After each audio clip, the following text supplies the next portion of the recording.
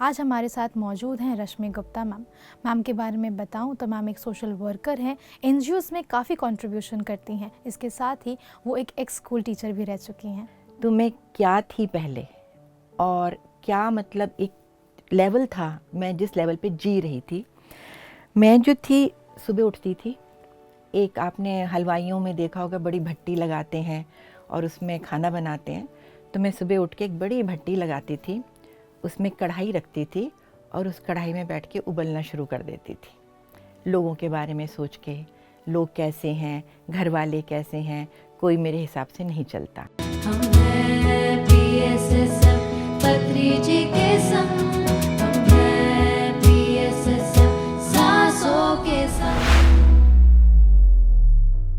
हमें आत्मा का ध्यान, आत्मा का ज्ञान और आत्मा की सुंदरता चाहिए। नमस्कार दोस्तों, मैं अंजलि एक बार फिर से स्वागत करती हूँ आप सभी का हमारे कार्यक्रम हम हैं PSSM में। दोस्तों, पिछले एपिसोड में हम बात कर रहे थे रश्मि गुप्ता मैम से और जान रहे थे उनकी खूबसूरत यात्रा के बारे में। आइए एक बार फिर से स्वागत करेंगे मैम का और जानेंगे आगे के अनुभवों के बारे में। नमस्कार मैम, बहुत स्वागत है। Thank you. जी, तो मैम हमने पिछले एपिसोड में कई सारी बातें की और आपने बहुत ही खूबसूरत अपने अनुभवों के बारे में हमें बताया, कितना कुछ सिखाया। मैं जानना चाहूँगी पिछले एपिसोड से एक सवाल लेकर कि आपने बताया था कि आप कुछ किताबें भी पढ़ती हैं, बहुत किताबें पढ़ती हैं, स्वाध्याय करती हैं। तो कुछ ऐसी किताबें जिसने आपके जीवन में कोई बदलाव लेकर आया या कुछ सिखाया आपको, उसके बारे में जानना चाहूँगी। बड़ा अच्छा सवाल आपने किया, लेकिन बहुत मुश्किल भी है कि आपने कहा बहुत सारे बच्चों में से एक बच्चा बताओ कौन सा पसंद है। जी, तो वो तो बताना मुश्किल है, लेकिन फिर भी मैं बताना चाहूँगी कि एक बुक है 4 agreement, written by Don Miguel Ruiz की है। उसके जो 4 एग्रीमेंट हैं वो मेरे जीवन के माइलस्टोन हैं, जिनको मैंने बाकायदा लिख के अपने कबर्ड पे लगा रखा है। पहला एग्रीमेंट उसका है जो बहुत ही सुंदर है, be impeccable with your words. पहले इसका मतलब नहीं समझ में आता था, जो मुंह में आता था बोलते चले गए, तुम पागल हो, तुम उल्लू हो, तुम ये हो। लेकिन अब जब इसका मतलब समझा, मतलब मैं यही कहूँगी कब समझा, मेडिटेशन करके, PMC हिंदी चैनल देख के, पत्री जी की संगत में आके। क्योंकि इन लोगों का जितना भी धन्यवाद दूँ मेरे लिए बहुत कम है, इसलिए बार बार ग्रेटिट्यूड आता है।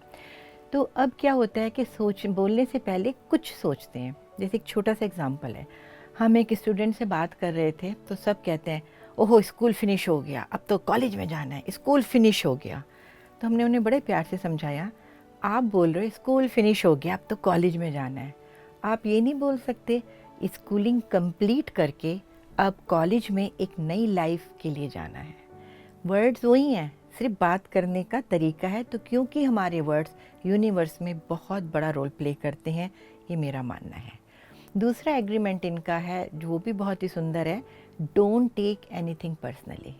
फॉर एग्ज़ाम्पल, आप में बहुत अच्छी तरह बात कर रहे हैं और मैं बात करने के बाद मैं कमरे से बाहर जाती हूँ तो आप में सुनाई देता है कि आप किसी कली को कह रहे हैं क्या बेवकूफ़ लेडी थी, चली गई।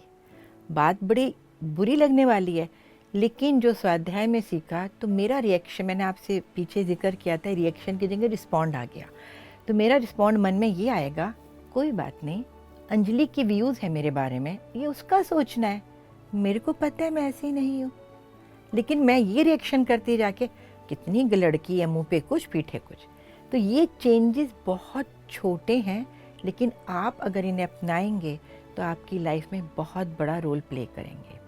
तीसरा एग्रीमेंट इसी बुक का सबसे इम्पॉर्टेंट है, don't make assumption about others. मान लीजिए कोई बहुत खामोश रहते हैं तो हम उनके लिए एजम्पशन कर लेते हैं, लेकिन हम भूल जाते हैं जो खामोश रहते हैं दिल के बहुत प्यारे होते हैं। तो never make assumption about others.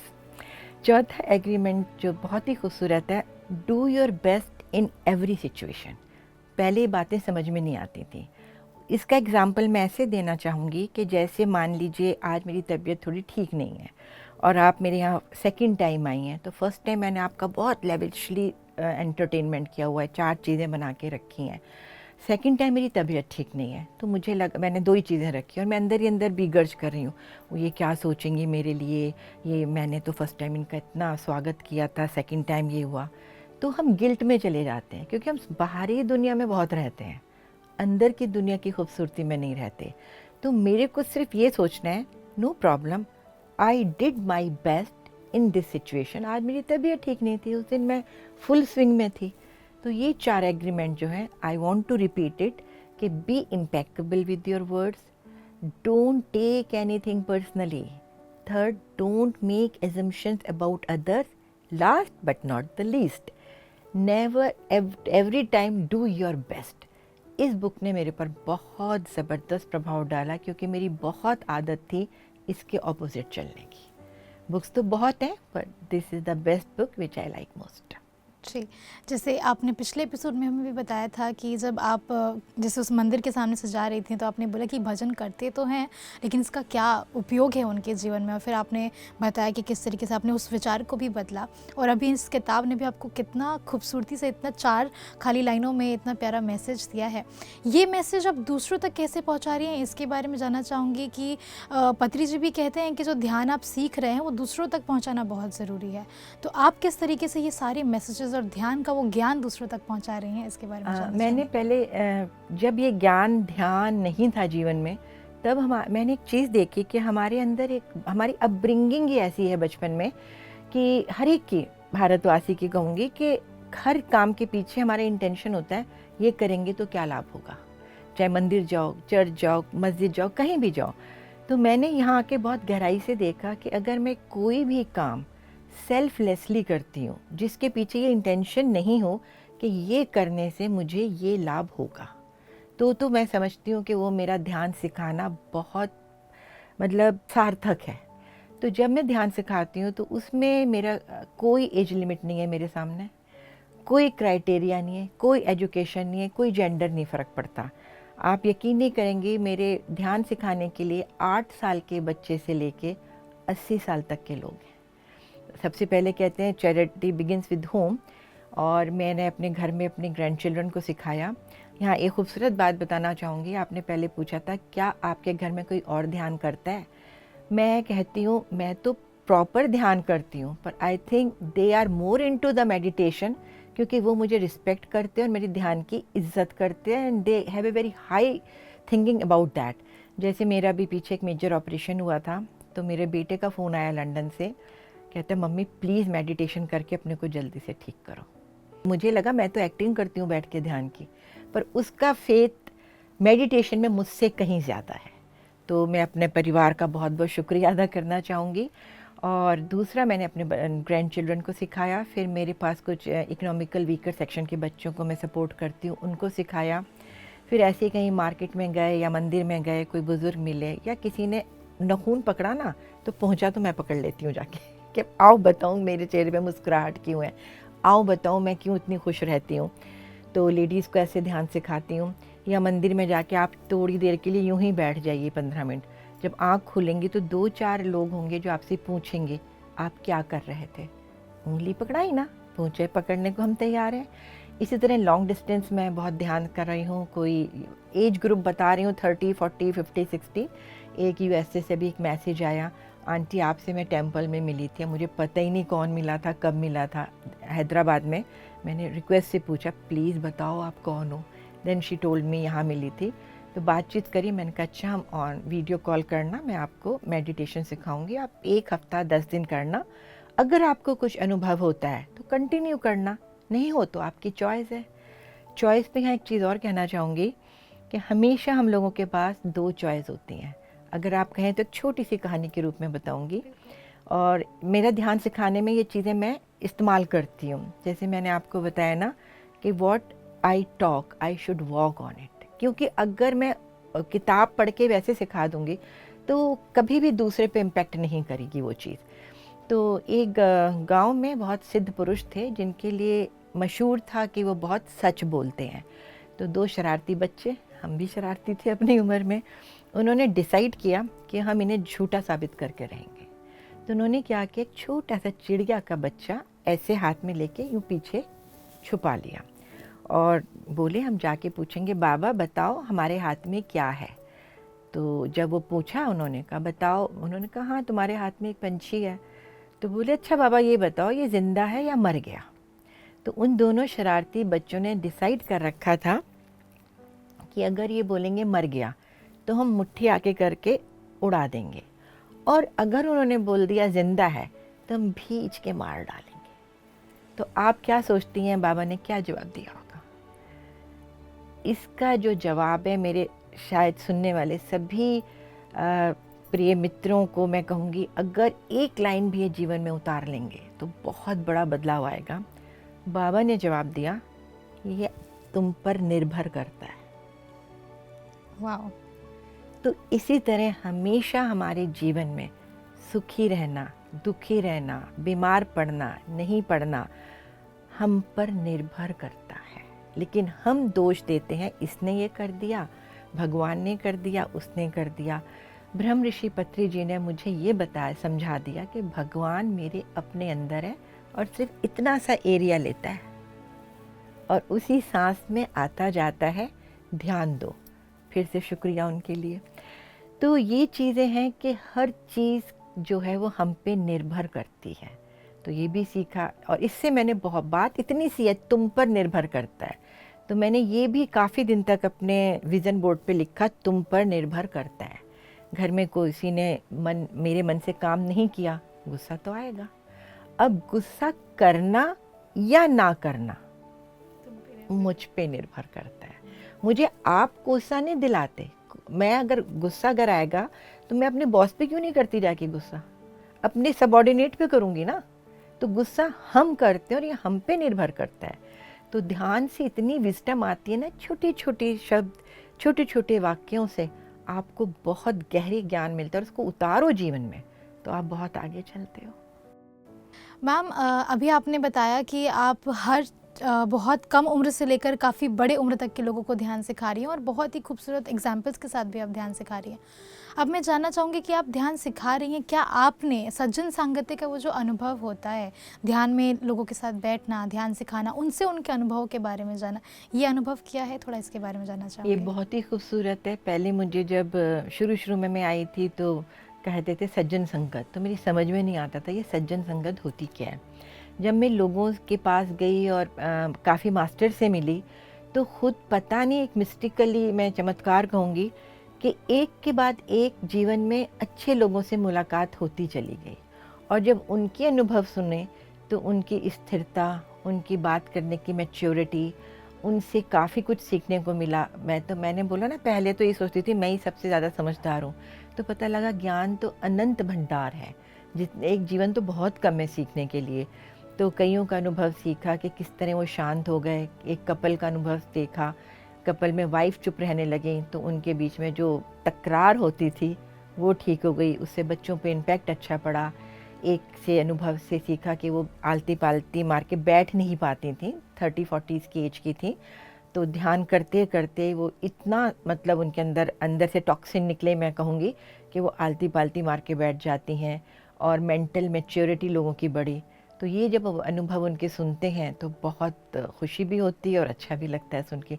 बच्चों का देखा, जैसे छोटे बच्चे, 11 साल की लड़की है, 12 साल की रिया आशी करके हैं। तो मैंने जब भी उनसे पूछा ध्यान कराने के बाद, कहते हैं आंटी बहुत अच्छा लगता है। और उसका एग्जाम्पल मैं हर चीज़ उदाहरण के साथ दे रही हूँ। जब वो मेरे से पढ़ने आती हैं तो पहले मुझे बुलाना पड़ता था, पहले ध्यान करेंगे फिर पढ़ाई करेंगे।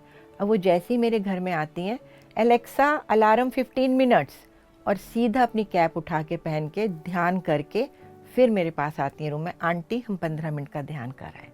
तो अगर मैं बच्चों में ये सीड बो सकी तो शायद इससे बढ़कर मैंने जो जन्म लिया है, मैं समझूंगी मैंने सोसाइटी को कुछ दिया है।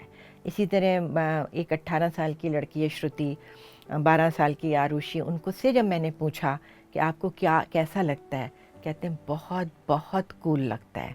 और कई बार जब वो परेशान होती हैं तो भाग कर आती हैं, आइए आप हमें ध्यान करा दीजिए। तो ये जो अनुभव है ना, मुझे नहीं लगता ये बच्चे कभी भी अब पीछे कदम लेंगे। ये ध्यान में आगे आगे बढ़ते ही जाएंगे। बीज मैंने बोया है, पेड़ फल कहाँ से बनेगा मैं नहीं सकता, मैं जानती हूँ आगे ही जाएंगे जी। और एक चीज़ और आपसे शेयर करना चाहती थी। कई बार एक किसी ने सवाल पूछा कि कोई कितना भी बुरा कहे आप उसको कैसे ले सकते हैं। तो वो ध्यान में अभी नए नए आए थे, तो जैसे हमारी डीप अंडरस्टैंडिंग हो गई। तो उनको छोटा सा उदाहरण मैं यही कहना चाहूँगी कि आम है, आम के पेड़ पे बड़े मीठे, अब तो मौसम भी आम का, तो आम लगा हुआ है, एक उसको पत्थर मारता है, तो भी आम टूट के उसके हाथ में आता है। एक प्यार से पेड़ पे चढ़ के ऐसे टहनी से प्यार से आम तोड़ता है तो भी आम उसके हाथ में आता है।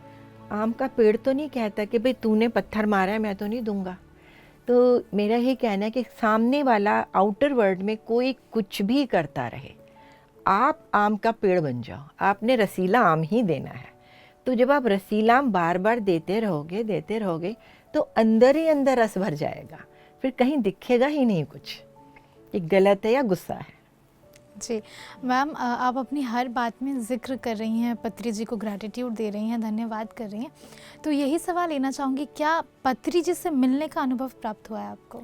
जैसे मैं आपसे अभी मैंने बोला था, बी इम्पेकेबल योर वर्ड्स, तो मैं ये तो नहीं कहना चाहूँगी कि मेरी किस्मत ऐसी थी कि नहीं मिला, पर मैं ये ज़रूर चाहूँ मतलब, और मैं बहुत मतलब 1.5 महीने या 1 हफ्ते के उसमें चूक हो गई, क्योंकि मेरे को समझ नहीं थी कि मैं चाहती तो लास्ट मोमेंट पे भी मैं पिरामिड खरीदने बैठी हुई थी कहीं पे, तो उन्होंने बोला कि मेरी वाइफ गई है, पत्री जी की तबीयत ठीक नहीं है। काश मैं उस मतलब समझ पाती तो मैं फ्लाई कर जाती।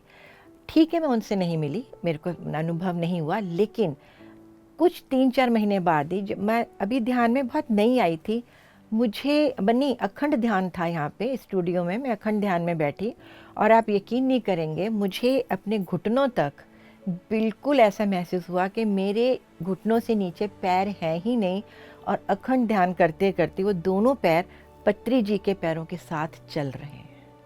वो मैं अभी भी याद करती हूँ तो मेरे को थोड़ा वो हो जाता है।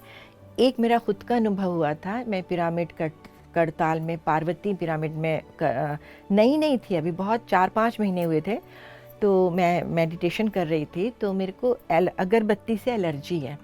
तो मैंने कहा, जैसे मैं कर रही तो मुझे बहुत ही ज़बरदस्त खुशबू आई, इतनी ज़बरदस्त कि मैं मन में पहले तो बुड़बुड़ाई, क्या किसी ने अगरबत्ती जला दी, मुझे एलर्जी है।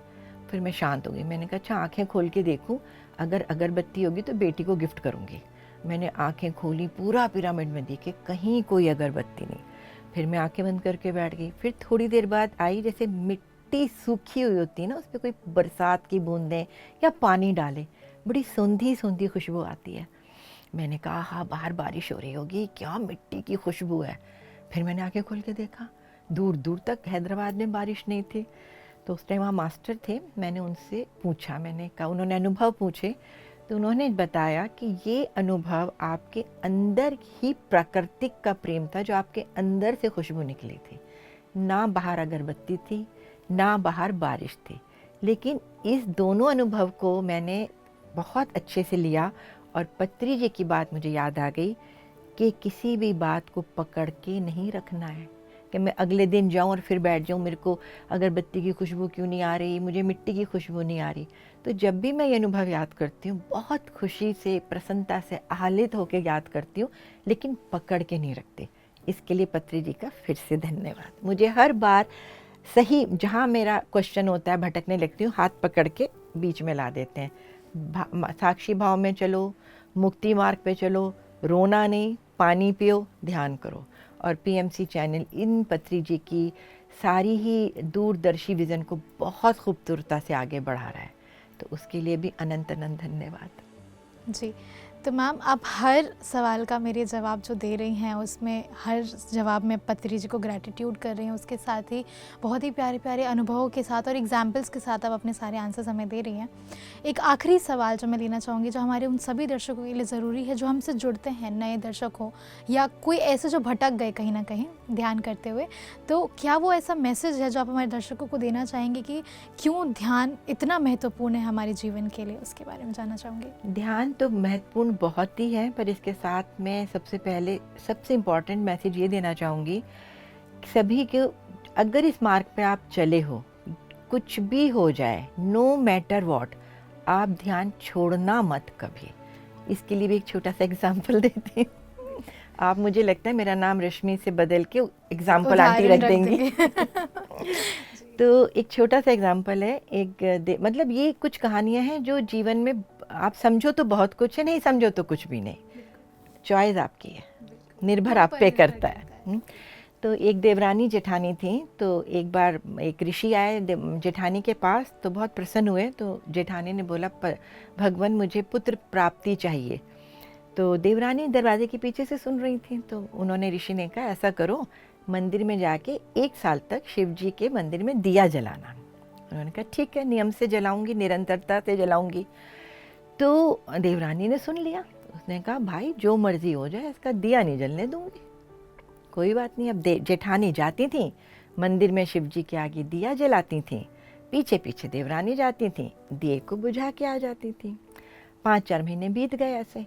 जेठानी दिया जलाती, देवरानी दिया बुझाती, आम घर की कहानी। तो एक बार इतनी बारिश हुई कि 3-3 फुट तक पानी भर गया। तो जेठानी ने सोचा, अरे 4 महीने से तो मैं जला ही रही हूँ, प्रभु जी समझ लेंगे, कल जाके 2 दिया जला दूंगी। अब जब देवरानी को तो झटपटाहट, मुझे तो दिया बुझाने जाना है भाई, बारिश है तो क्या है। वो 3 फुट पानी में लग के करके पहुंची मंदिर में। अब मंदिर में गई तो दिया बुझा हुआ। तो उसने सोचा, ओफो, इसका मतलब है जेठानी दिया जला गई है, और क्या है कि बारिश या आंधी से बुझ गया। तो उसने कहा, मैं इस दिए को जलाऊंगी और फिर बुझाऊंगी। अब जैसे ही उसने दिया जलाया और बुझाने की कोशिश करी, साक्षात शिव भगवान प्रकट हो गए। कहते रुको। कहती क्यों? कहते हैं, देखो मैं तुमसे इतना प्रसन्न हूँ कि तुम इतनी आंधी बरसात में जो तुमने संकल्प लिया था वो तुमने तोड़ा नहीं, लेकिन इसके पीछे की जो अटेंशन थी वो तुम्हारी खराब थी, लेकिन तुम्हारे संकल्प इतना दृढ़ प्रतिज्ञा था कि मुझे तुम्हें दर्शन देने ही पड़े। अब इस दर्शन देने के लिए मैं तुम्हें एक वरदान भी देता हूँ कि तुम्हारे हृदय में जो अपनी जेठानी के लिए नफरत है वो हमेशा के लिए ख़त्म हो जाएगी।